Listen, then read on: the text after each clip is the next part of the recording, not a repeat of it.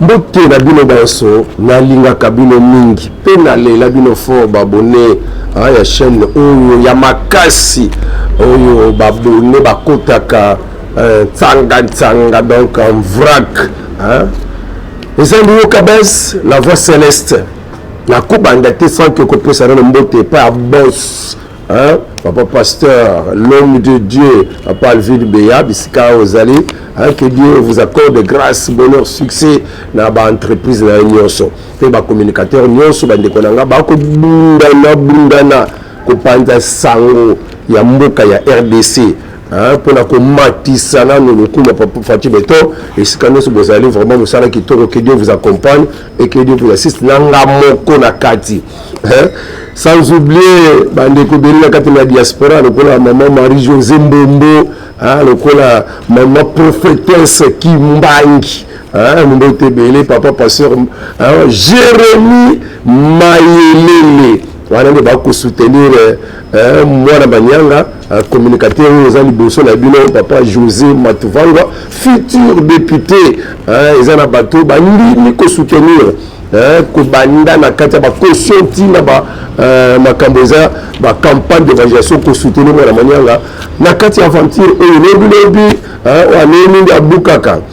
Celui qui sème le vent récolte la tempête, mais celui qui sème une semence récolte que la semence. Alors nous allons directement la carte SG, la mission de émission spéciale pour la Macambia RDC. Où va la RDC? Où va le pays? Pays qui mettait le pays est en danger et c'est et ça alerte.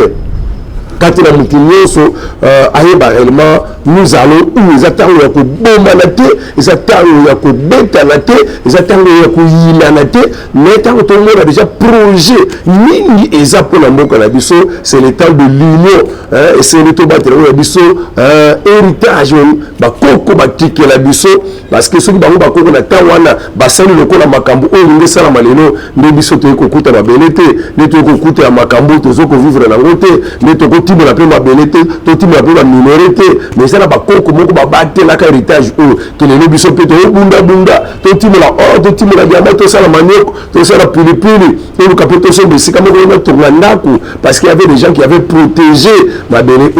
Alors ceux qui sont protégés en côté, qu'est-ce qu'on fait pour l'avenir, pour la bande, pour la concours, pour préparer nous serons des sorciers pour la bango. C'est pour cette raison que nous sommes appelés à protéger l'héritage que Dieu nous a donné.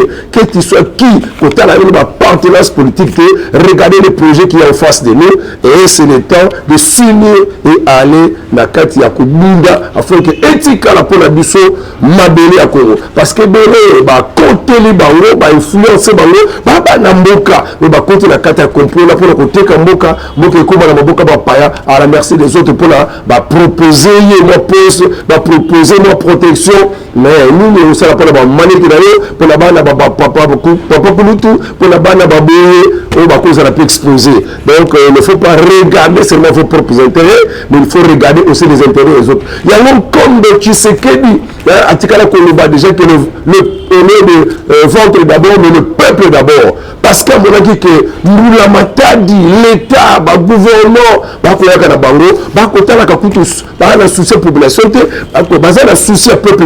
Il y a une vision, une idéologie, il y a vendre sa partie sociale, UDPS, il y a vendre sa partie où ils ont la makamba sociale, makamba koulaya batu, makamba kime ya batu, makamba ya droit ya batu, mais il y a une vision de le peuple d'abord, pour que côté na makambo ya état de droit, pour te montrer à la libre si kazali. Et moi aussi, j'ai l'habitude de le Moïse Katumbi menace la République. Encore, Moïse Katumbi menace. Azoko menace nini? Azoko menace na bengi ni tokotala, tokokolo la kati ya émission na biso mokolo lio. L'esprit du maître opposant, le maître opposant historique, comme Étienne Tshisekedi, comment il a fait son opposition? Est-ce que c'est la même chose la opposition? Et ça, alors que le coupé simplement quelques points. Il y a opposition, la opposition comme Tshisekedi, à Tikala que ça diffère vraiment dans un kilomètre de révélation d'un Congolais habitant au Rwanda sur les secrets de vente de terre la carte RDC. Makaba sujet ils ont révélé, mais tu refoules au Kanda, madame, t'as 5 minutes, tu as la sujet de les alliés, la possible analyse, pour nous préoccuper ça analyse dans le monde la copie c'est le numéro comme la live, comme la WhatsApp, vos pensées, vos raisonnements, vos opinions, vos analyses, et que sur la loi, bah tu peux bailler bah qu'est-ce que les Congolais pensent pour le sujet tel, pour l'actualité telle, tu peux connaître un peu. Révélation de Congo qui était sollicité peut-être à coordonner le mouvement Mokoboye, mouvement et ce qu'on a le corps à Makambo Salamati la Kwamut, et ça la plateau de Bateke, donc Mokopo Mokoboye a été sollicité pour la coordonner le mouvement wana les révélations et bien Makambo Siliko Bimisawana. Tu connais la PSG que on reconnaît l'arbre par ses fruits. Donc ça un peu étude sur rébellion à Kodeko. Mini baza banane. Tu connais la banane sur baza banane à partir de la misara na bango. Ok. Alors révolution africaine. Donc on a un peu de déclaration à président. Il y a Mboka, il y a Érythrée. Mboka Érythrée président a saraka ba déclaration sur la révolution des peuples africains. Milchibangu a la raison. Donc, tu peux un peu, si j'ai un souk à 1000, tu vas a la raison.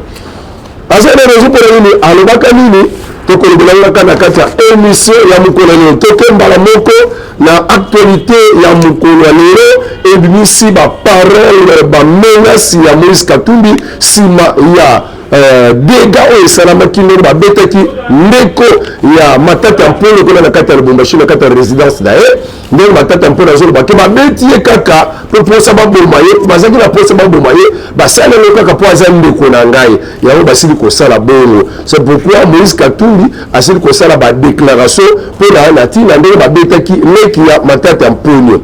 Alors, Moïse Katumbi, alors s'il veut épargner la RDC, de se verser dans une spirale de violence, s'il veut épargner à la RDC de verser dans une spirale de violence, les auteurs de l'attaque du frère de Matata Mpolo doivent être poursuivis en justice. Le frère de Matata Mpolo a été tabassé la nuit du samedi au dimanche 11 juin 2023 dans sa résidence à Lumbashi, que Moïse Katumbi qualifie d'un acte odieux, donc Yamabé, et exige que les auteurs soient poursuivis pour éviter au pays une spirale de violence. Moïse Katumbi a dit pour éviter Moka et quand la carte et la carte il y a violence, il y a makasi, la carte il y a désordre ya makasi et sengeli mula matadi ayeba na ko kota likambo oyo pe anda ko juger ayeba ko pesa tumbu na bato oyo basili ko sala mabe pa ya leki ya Matata Mpolo. Soki kaka justice apesi etumbu pa ya bato oyo babeti leki ya Matata te, Moïse Katumbi alobi mboka ezokota na violence ya kosakana te. Wana eza nde na loba ya Moïse Katumbi. Moïse Katumbi ndenge azoko menacer mboka. Est-ce qu'il est capable de menacer le pays en tant que qui? Et Moïse Katumbi wana ndenge azomenacer mboka. Eza leki na ye te, eza ndeko na ye te, ya makila moko te, oyo azoko menacer tout un pays ya kokotisa violence, ya kokotisa désordre, ya kokotisa insécurité na kati ya mboka parce que basimbi leki ya Matata Mpolo. Il faut déjà le savoir que Makambo Azoloba wana, il y a déjà une insécurité grandissante na kati ya mboka, il y a RDC Mobimba et partout. Insécurité ça déjà, violence ça déjà, ba mouvement ndenge, il y a ba Mobombo, il y a ba Kodeko, il y a ba rébellion ndenge. Ba mouvement ezali na kati ya mboka oyo. Alors biloko wana tango tozo komona yango tokoyebela kango mutu na makolo te, mais on voit un papa qui se lève et ce n'est pas nani ya liboso, ce n'est pas menace na liboso, il a d'abord menacé mboka mobimba ba député tango balingaki basimba loi ya de père et de mère. Comment bato na ye paye moko a menacé que république que wana bakoleka mbele ya rouge, basili koleka ligne rouge. Et d'ailleurs Safu a menacé que en tout cas à Koufa même cardinal Amoro a menacé que bateau ceux qui ont des meki d'ailleurs bateau bazo ko koti ya wana baza ba apprenti sorcier et ceux qui ont ba meki yango ba ko yeba na kokuta na makambo. Donc ma menace de mort récemment déjà. Mais pourquoi ces groupes et on a Daniel Safou na kata télévision qu'on menaçait mort na ba luba nyonso beba ba ko lani na ba ko to ba ndaku. Donc tout ça, ça explique qu'il y a un groupe de gens qui ont Kufa, il y a Mboka ya Congo, instabilité.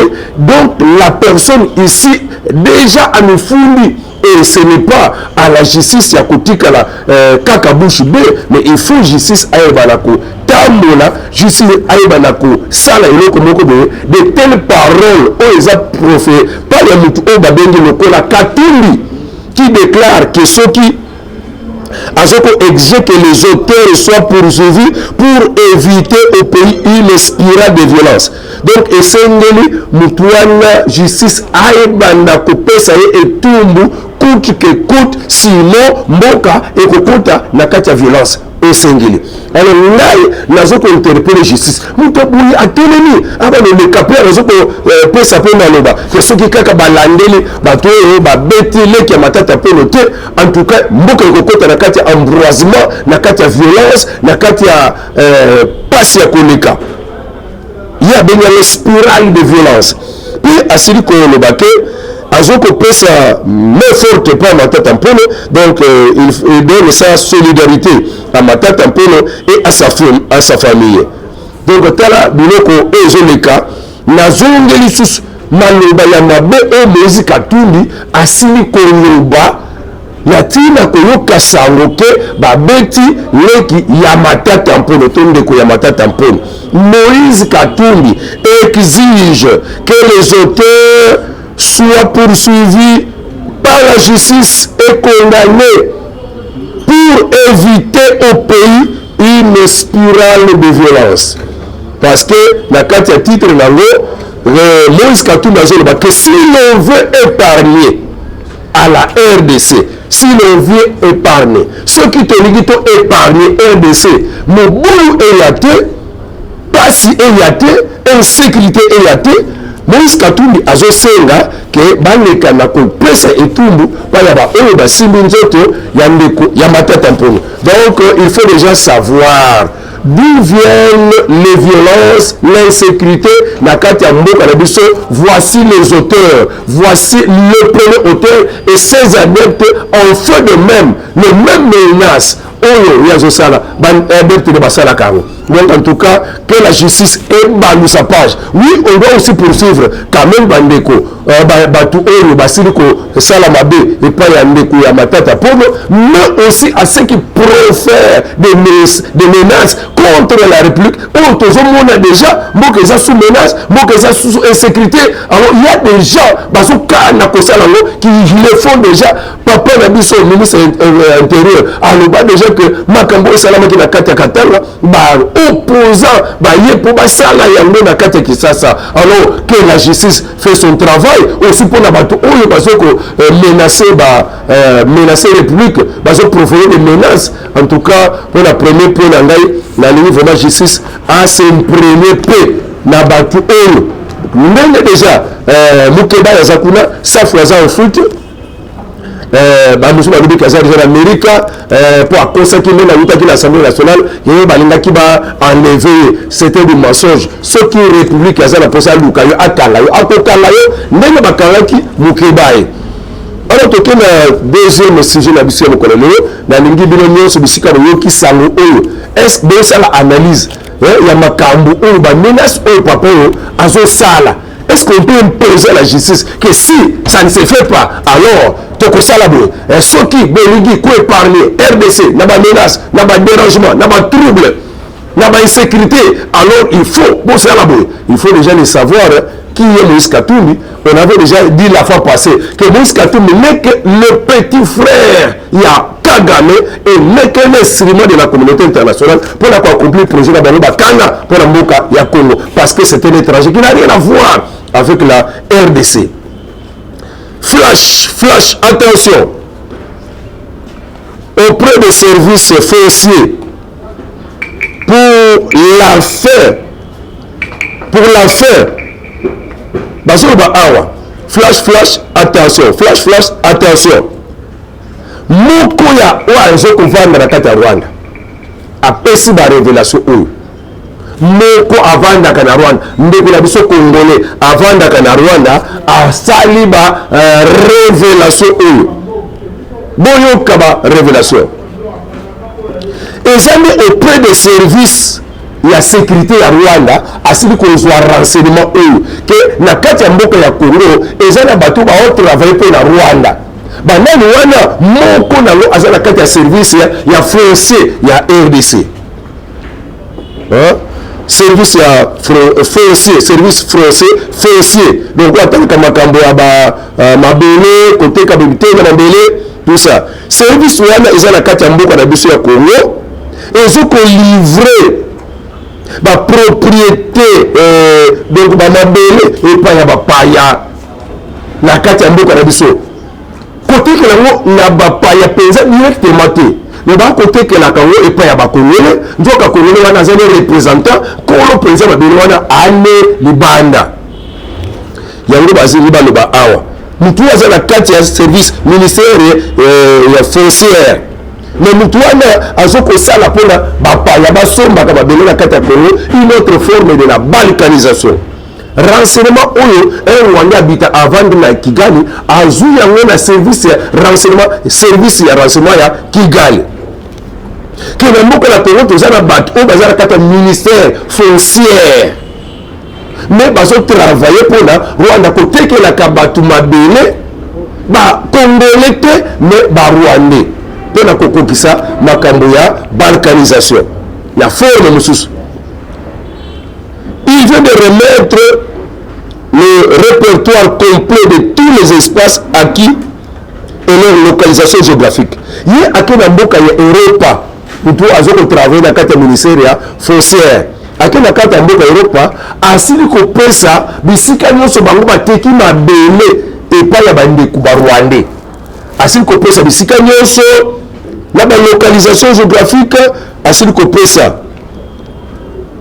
pour occupation dans un bref délai. Peut-être, quand on peut si que telle place, n'a telle place, déjà, ma boucle, le point où c'est déjà salami. Tout déjà bazanté.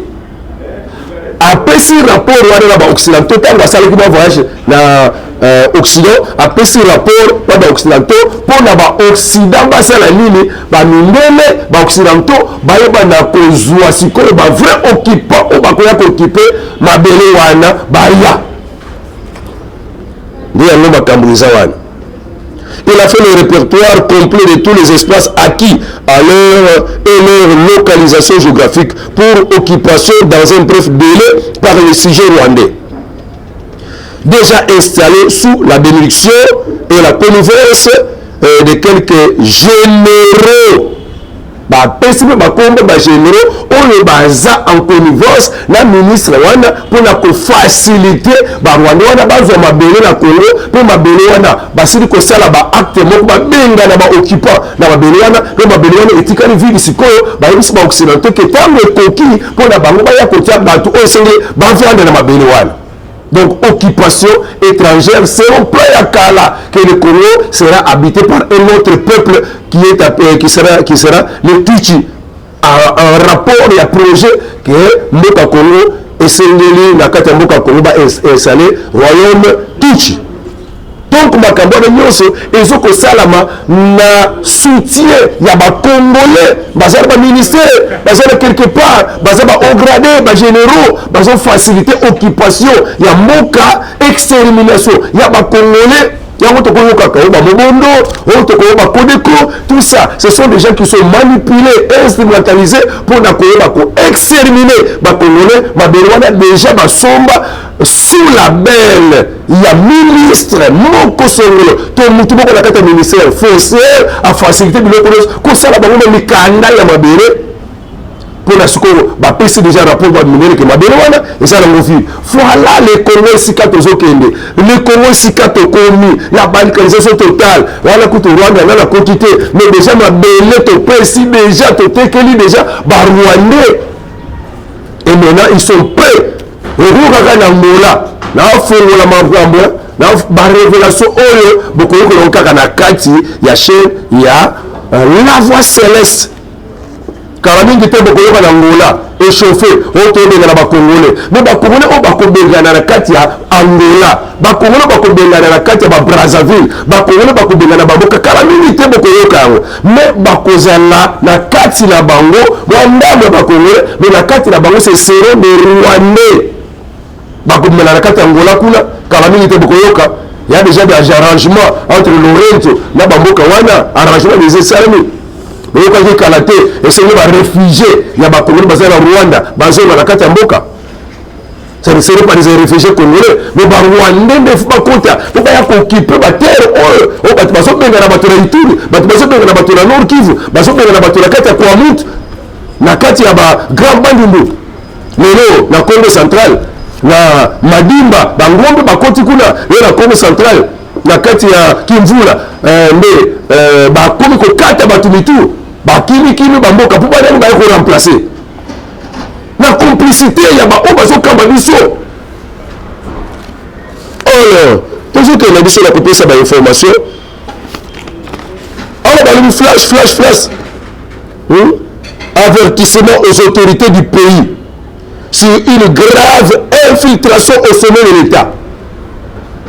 Avertissement na ba autorité na biso mboka papa wana zo ba ke j'avertis. Dans ce point d'information, on a service de renseignement à Mogadabis.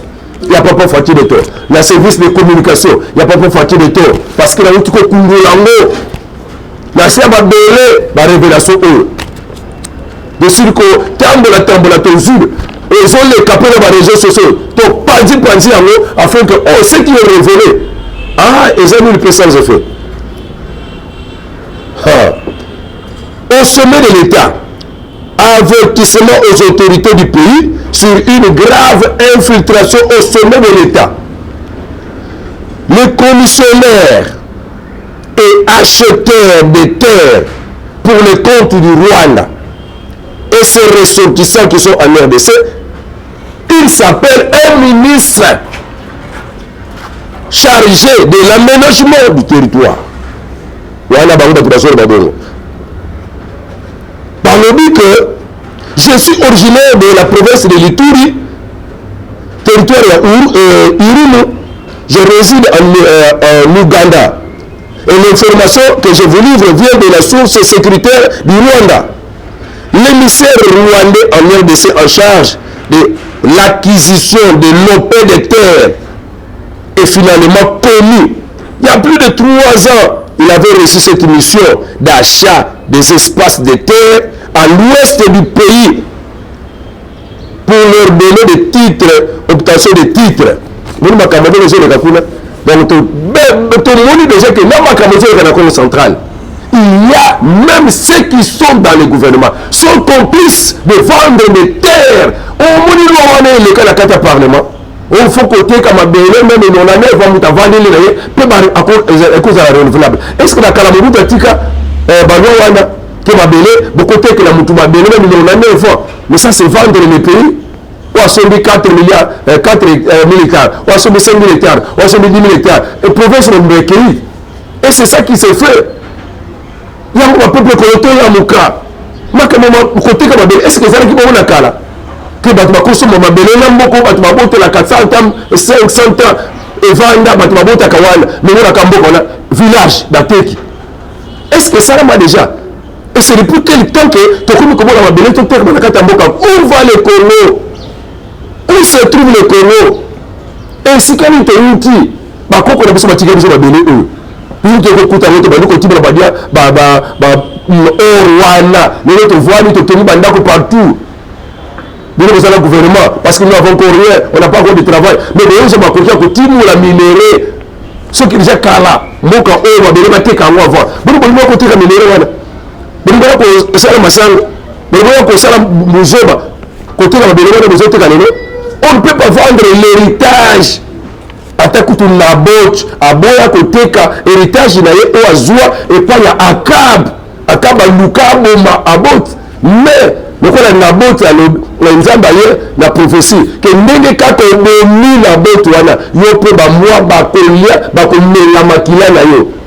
Et jusqu'à ce que roi Akab na makambo asalaki mpona kobotola héritage ya bato ya Nabot akufa mpona héritage na ye. Et aujourd'hui beaucoup de gens meurent ndenge ba Nabot bakenda.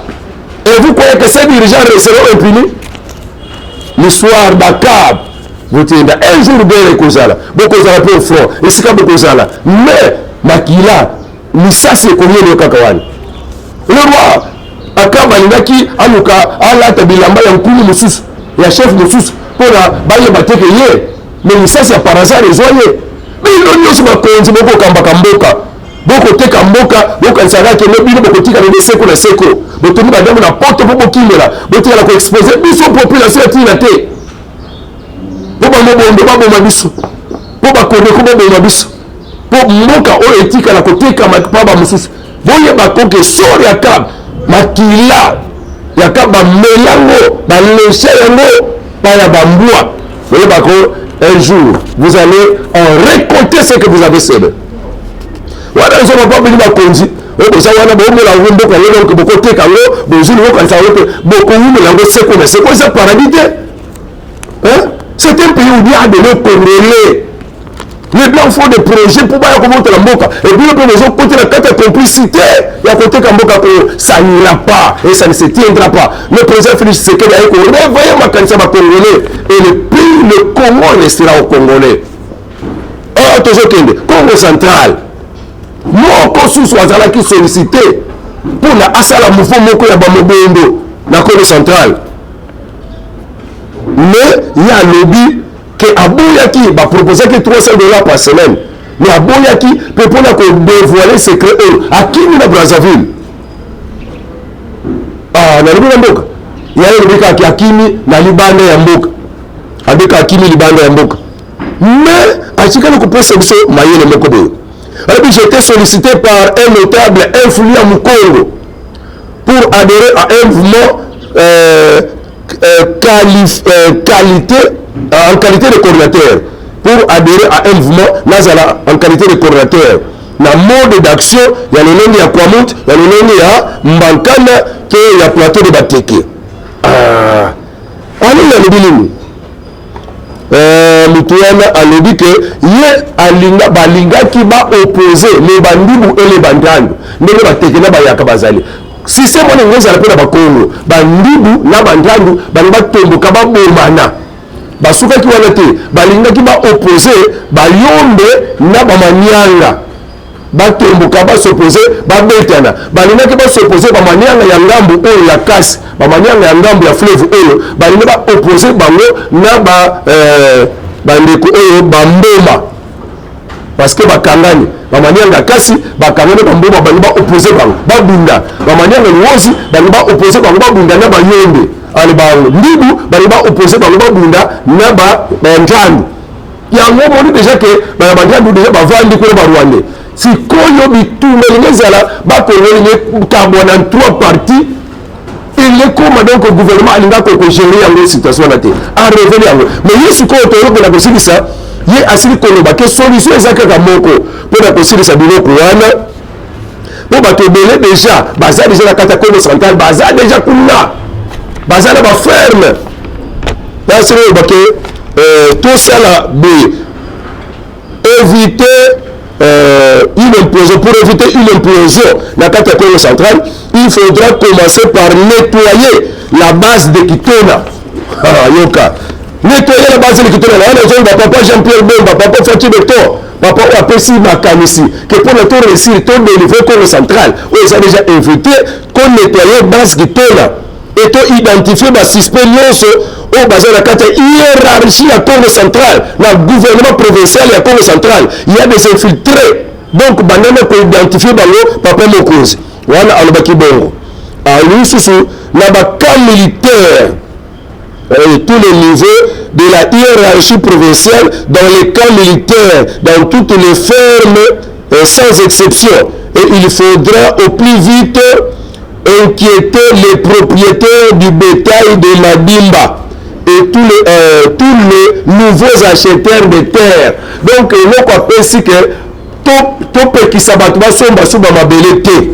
Pe bato basombi somba na bandundu eza mabe e ba oyo baza na kati ya complicité baza mosusu ebele baza na kati ya ba homme politique baza na kati ya union sacré yango papa mokonzi fongola miso mpe population congolaise balobi fongola miso nde akosukisa nango wana mpona émission lelo papa osusu tosoli te ata à la fois procès loyebi le tokoka kobeta mosusu wabino mwana manyanga communicateur de presse oyo akosalaka bainvestigation mpona koyebisaka pa mokonzi parce que oyo toomona ke baoyo baza na kati ya makambo ya média na chef de l'état na sengi chef de l'état biso lokola bamwana mama bamwana manyanga bapapa président Marcel baebele bacommunicateur bajolkitene il faut kozwaka bato wana bakoma bacommunicateur ya chef de l'état pour la balobaka au jour le jour makambo ezoleka mpona koexpliquer population parce qu'il y a beaucoup de choses eza non connues mpe ezoleka fou parce que manque de communicateur bayasolo bakocommuniquer population.